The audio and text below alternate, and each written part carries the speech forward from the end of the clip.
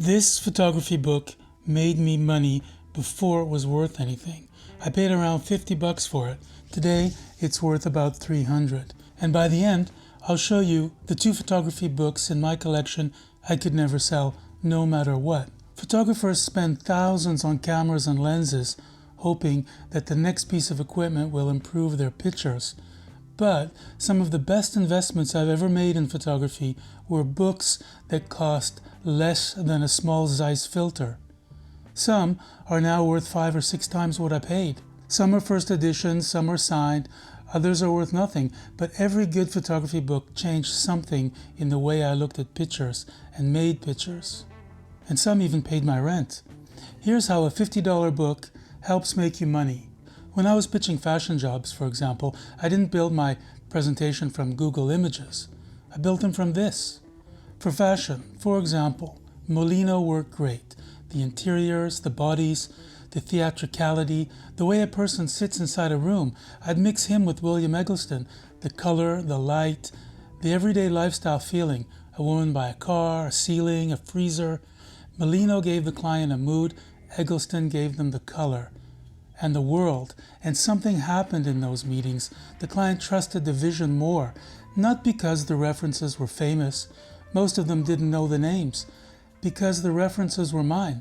They came from books I'd bought, lived with, and chosen for a reason. Tina Barney was often referenced as well, and not just by me. A visual reference makes an idea understandable immediately. It's like a vocabulary for a writer. The more words you know, the more precisely you can say a thought. Now think about what the other photographers were showing. Pictures from Pinterest, Google Images, from the same pool, guided by the same algorithms, and there's a good chance the client had already seen those pictures numerous times, maybe the same day, from other photographers. No originality. But when your reference comes from books you've collected over the years, they become personal. You take the color from one book, the position of a figure from another, the idea about space from a book of architecture.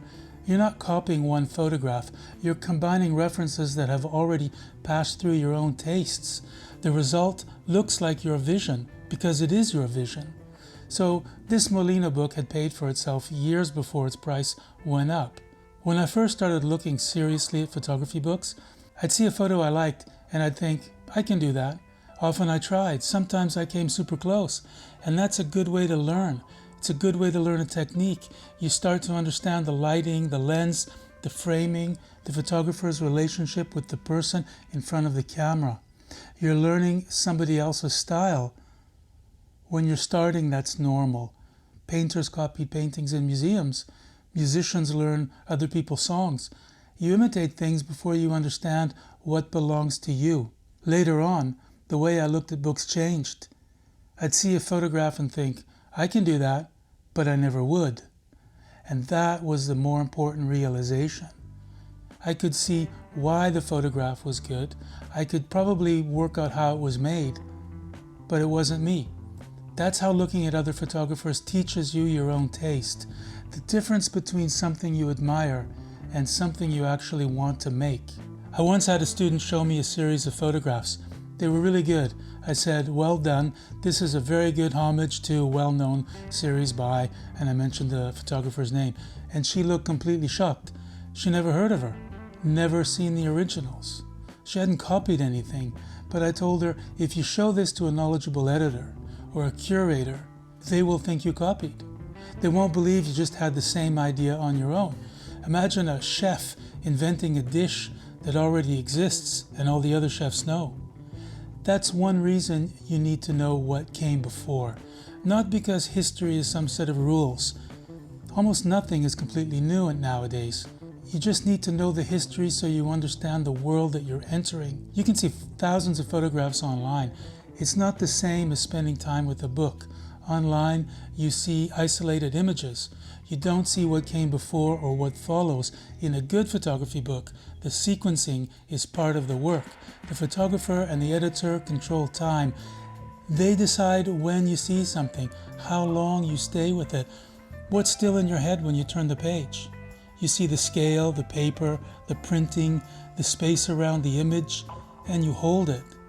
That may sound sentimental, but it really matters. I can often remember exactly where a photograph sits inside a book, left page, right page, just after some other picture, and the object becomes part of the memory, part of your memory. Online, photographs appear between advertisements and some message, and then you scroll away. A book doesn't have to be about your style of photography to teach you your kind of photography. Look, this is a Julius Shulman architecture book. Not a portrait or a fashion book, but look how he places small human figures inside a structure, how the lines move through the frame, how the light divides a room. All of that can change how you photograph a person. And I'm sure Tom Ford was looking at this book when he was at Gucci. Bruce Davidson's Brooklyn Gang shows you how to stay. He spent enough time with these kids that they stopped performing for the camera and started living in front of it. A single photograph might be memorable here, but the book gives you the life around it. Saul Leiter shows the complete opposite kind of street. Windows, reflections, rain, things blocking the view. The obstruction becomes the photograph.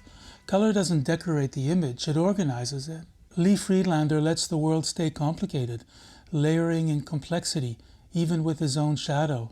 And Bruce Gilden can stand on the same pavement as Davidson and make a completely different world. Same street, similar cameras, and nothing in common. The subject doesn't give you the style. The photographer does. Landscape, Michael Kenna removes almost everything. A tree, a line of water, a fog. His books remind you that composition is often not about finding more, it's about deciding what the photograph can survive without. You can buy a more expensive wide-angle lens, but it won't tell you what to leave outside the frame. Now on the money side, because not every photographer book becomes valuable, some get reprinted, some go out of fashion, some online prices are fantasy prices no buyer ever pays. Condition does matter. A damaged dust jacket, a missing slipcase, a later printing, the price drops. And books are not shares. A dealer might list a book for $300 and wait months for someone to pay for it. So don't buy photography books just to make money. Look for important books by photographers whose work lasts. Check the edition, check the publisher, the print runs, keep the dust jackets and the insert.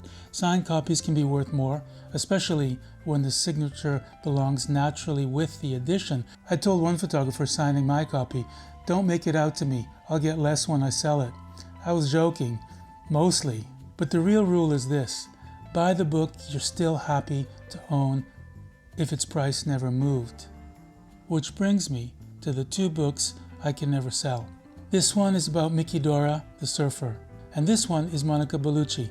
I can't sell them because my photographs are inside them. Whatever these books are worth to a collector now, they're worth more to me on the shelf. They're proof that all the other books did their job. The looking became pictures, the pictures ended up between covers, next to photographers I had been studying my whole life, and nobody can take that back from me. In photography, you're partly made from everything you've ever looked at. So choose carefully what you spend your time looking at. And if you don't have enough money to buy a book, well, I would never suggest to order one from an online giant and then after return it. I would never say to do that. So thanks for watching until here. Please subscribe, it really helps me. In the next video, investing in cameras and equipment. What loses value the moment you open the box, and what becomes collectible, and how to buy gear that pays for itself while you own it. And I'll tell you, it's not only Leica. So see you in the next one. Thanks again.